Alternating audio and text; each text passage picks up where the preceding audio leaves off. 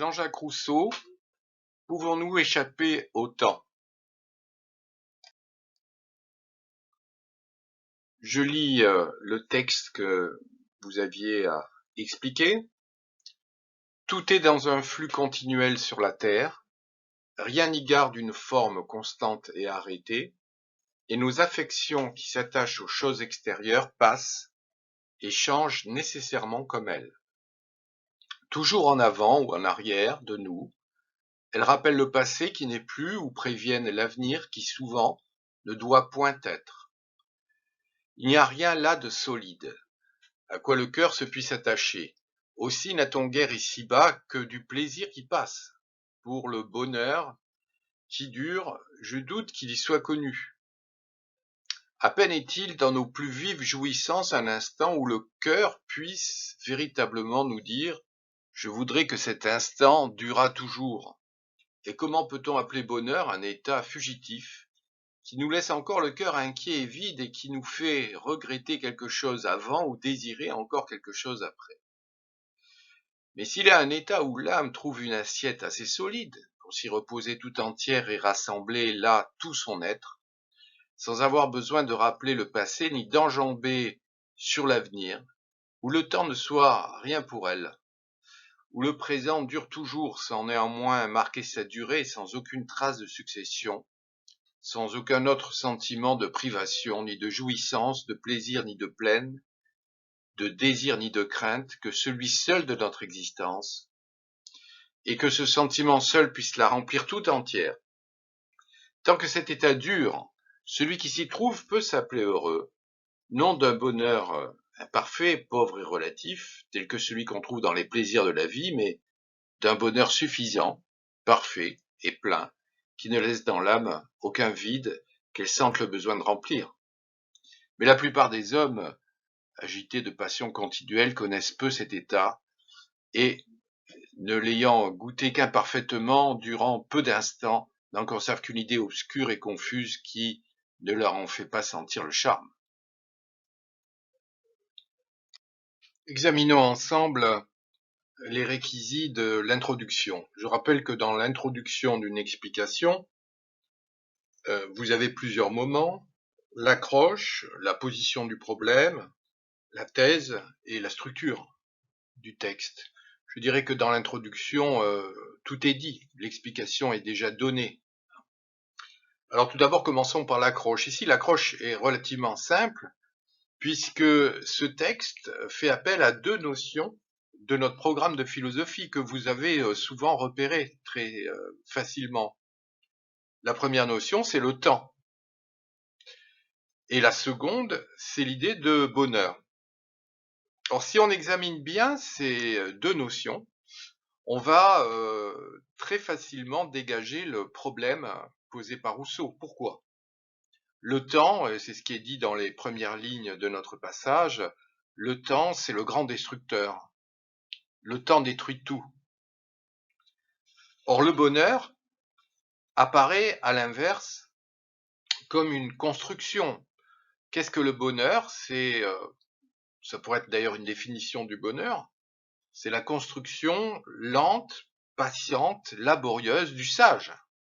Le sage crée, construit une vie de bonheur. D'où le problème qui est celui de notre texte. Est-ce que le temps va constituer un obstacle définitif à l'idée même de bonheur? Quelle va être la réponse de Jean-Jacques Rousseau à cette question? C'est une réponse nuancée, puisque Jean-Jacques Rousseau nous dit, plus que le temps lui-même, d'une certaine façon, on peut dire que l'ennemi du philosophe, c'est l'emprise de la passion qui va interdire la possibilité d'un bonheur véritable. Passons maintenant à la structure du texte. Le texte se découpe visiblement en trois parties. Dans la première partie, Rousseau nous rappelle l'idée du devenir universel. Dans la seconde partie, il va insister sur le rôle des passions dans la condition de l'homme, dans la condition humaine. Et enfin, la dernière partie du texte est consacrée à une opposition entre le plaisir et le bonheur, ou si vous voulez, entre un bonheur imparfait et un bonheur véritable ou parfait. Examinons maintenant ces idées dans leur succession. Tout d'abord, première idée, constatons avec Jean-Jacques Rousseau le devenir universel, le flux perpétuel des choses. Alors ce devenir, pour Jean-Jacques Rousseau, est universel. Que signifie universel? Ça signifie que toutes les choses sont concernées. Si vous regardez bien les expressions rousseauistes, tout, rien, ces adverbes de quantité, montrent bien que le temps s'empare de la totalité de l'être, et cela rappelle l'expression grecque que vous avez sous les yeux, le fameux pantarei d'Héraclite, à savoir, dans l'univers, tout coule, ou, si vous voulez, tout s'écoule. Certains d'entre vous ont eu des réminiscences du cours sans doute de première ou de seconde et m'ont cité Montaigne avec cette branloire pérenne, ce mouvement universel des choses qui caractérisait pour Montaigne l'univers. Mais dire que le devenir est universel, ça veut dire deux choses. Ça veut dire pour Jean-Jacques Rousseau, tout d'abord, que ce devenir, c'est le devenir des choses. Le temps, c'est le temps des objets. Le devenir, c'est le devenir de ce qu'il appelle les choses extérieures. Mais il y a également un devenir subjectif. C'est-à-dire que ce qui change, c'est également ma pensée, mes émotions, et le terme du texte était mes affections. Alors pourquoi mes pensées changent? Pour une raison logique pour Jean-Jacques Rousseau. Mes pensées se rapportent au monde et le monde change, donc mes pensées changent. C'est presque un syllogisme que fait ici Jean-Jacques Rousseau. Examinons à présent le changement de mes pensées.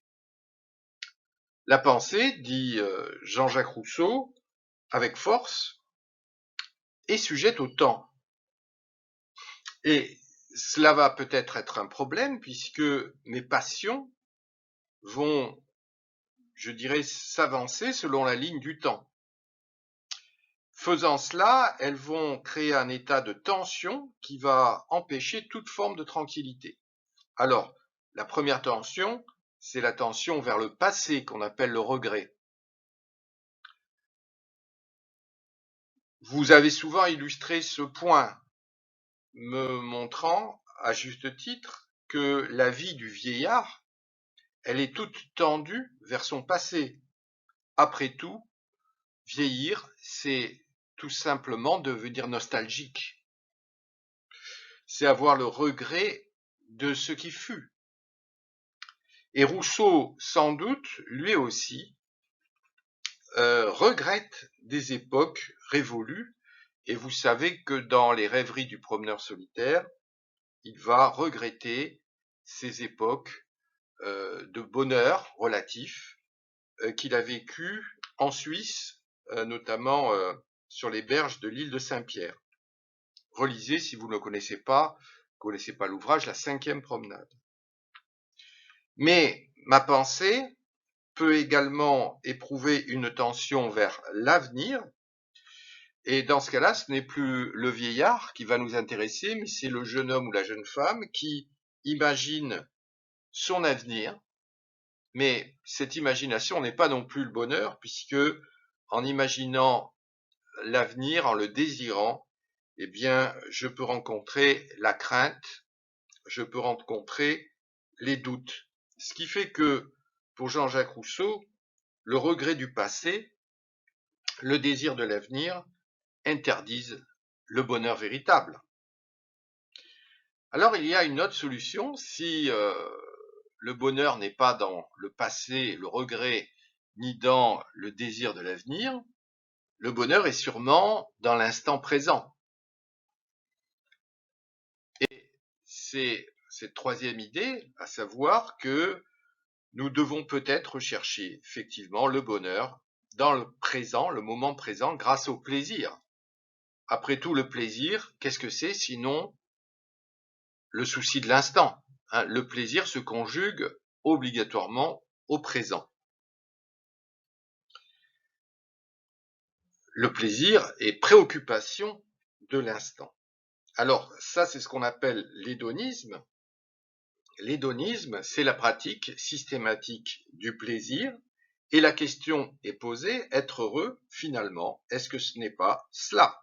Est-ce que ce n'est pas se plonger, comme Alcibiade que vous voyez ici, dans les plaisirs de la vie?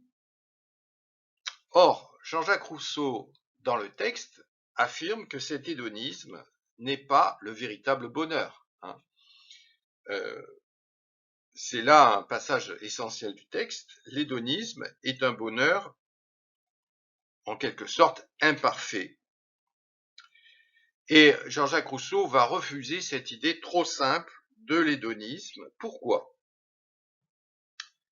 Parce que l'hédonisme, dit Rousseau dans le texte, est un bonheur imparfait, pauvre et relatif. Alors il fallait expliquer, bien sûr, ces adjectifs. Bon, l'hédonisme est un plaisir imparfait, on veut bien le comprendre, puisqu'il ne dure qu'un instant. Le plaisir, c'est l'instant, c'est le plaisir d'un instant, et il est caractérisé, ce plaisir, par une forme d'inquiétude, puisqu'il va tendre vers un autre plaisir à l'infini. Il est pauvre pour la même raison, hein. Il est pauvre parce que sa durée est minimale, hein. Il ne dure pas, justement, il est, comme le dit Rousseau, passager ou fugace. Il est relatif, alors cela signifie qu'il dépend de mes conditions d'existence. Le plaisir, en effet, n'est pas toujours possible. Il dépend de ma situation dans le monde. Alors à cette idée d'un plaisir idéal, imparfait, Rousseau va opposer l'idée d'un plaisir parfait, d'un bonheur, idéal. Alors, qu'est-ce que c'est que ce bonheur idéal? Là encore, Rousseau va procéder par antithèse, par opposition. Il va nous dire, s'il y a ce bonheur des philosophes, ce bonheur des sages, il est suffisant, il est parfait, il est plein. On a ici l'antithèse parfaite, c'est-à-dire qu'au vide de l'hédonisme va se substituer, en quelque sorte, la plénitude du bonheur du sage. Certains ont employé le terme philosophique d'ataraxie, qui signifie la même chose, puisque l'ataraxie, c'est la tranquillité de l'âme. Alors on pouvait se poser la question, est-ce qu'il y a un modèle de ce bonheur idéal, puisque Rousseau n'en donne pas. Il ne se contente de décrire ce bonheur parfait. Alors les meilleures copies ont cherché des illustrations de ce bonheur. Alors on peut en trouver deux, hein. Il y avait des illustrations à trouver dans la tradition chrétienne, avec par exemple saint Augustin. Je rappelle que saint Augustin, dans ses confessions, va opposer la plénitude, ce bonheur plein du christianisme, à l'inquiétude de l'hédonisme. D'autres élèves plus nombreux ont trouvé des modèles de ce bonheur parfait dans la tradition stoïcienne, notamment avec Sénèque, qui prétend que les morsures du temps n'atteignent pas le sage. Passons donc à la position du problème.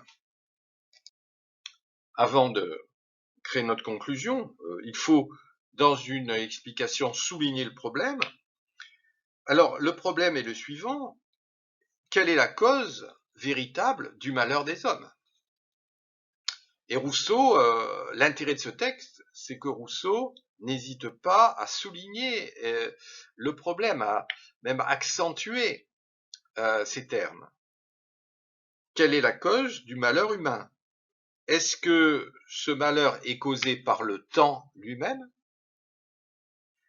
Ou est-ce que ce malheur est causé par les passions de l'homme? Et on peut, à vrai dire, hésiter entre ces deux termes du problème. Est-ce que le temps est la cause principale du malheur des hommes, ou est-ce que les passions elles-mêmes causent mon malheur? Alors il y a deux possibilités qui sont ici présentées. Bon, la première serait vraiment un pessimisme total, qu'on pourrait appeler métaphysique, qui reviendrait à dire que la cause du malheur ou de mon malheur, c'est le temps. Alors ça serait un pessimisme, pourquoi? Parce que si être heureux, c'est sortir du temps, le bonheur, dans ce cas-là, n'est plus de ce monde, puisque tout homme a une existence qui est dans le temps. Et il est vrai que certaines parties du texte insistent sur cette idée, notamment lorsque Jean-Jacques Rousseau nous dit « Je doute que le bonheur soit connu ici-bas ». Et il semble qu'il réponde en quelque sorte à Saint-Augustin en disant que le bonheur n'est peut-être pas notre condition en raison même de ce passage, de cette fuite du temps. Mais il y a une deuxième solution qui est également présente dans le texte, qui est la voie de la sagesse. En effet, à la fin du texte, Rousseau insiste en disant que la plupart des hommes connaissent peu cet état, c'est-à-dire cet état de bonheur véritable. Mais dire que la plupart des hommes connaissent peu cet état, cela signifie, et il fallait quand même le noter, que quelques hommes peuvent y parvenir. Donc la sagesse n'est pas totalement chimérique. Dans ce cas, être heureux, ce n'est pas échapper au temps lui-même, c'est plutôt échapper à ces passions qui nous dévorent, à savoir les regrets, les désirs et les plaisirs. Ce qui fait qu'en conclusion, on peut dire que c'est sans doute cet état de bonheur parfait qu'a recherché Rousseau en écrivant ces textes, que cela soit les Confessions ou le dernier texte des Rêveries. Il est vrai qu'il y a dans ce passage un fond de mélancolie indéniable, mais il y a en même temps l'espoir d'une sagesse supérieure qui n'a pas totalement disparu. Alors il est vrai que l'idée de la tranquillité de l'âme, comme dit Rousseau, est une idée obscure pour nous, mais elle demeure quand même une idée, c'est-à-dire que la sagesse demeure une possibilité.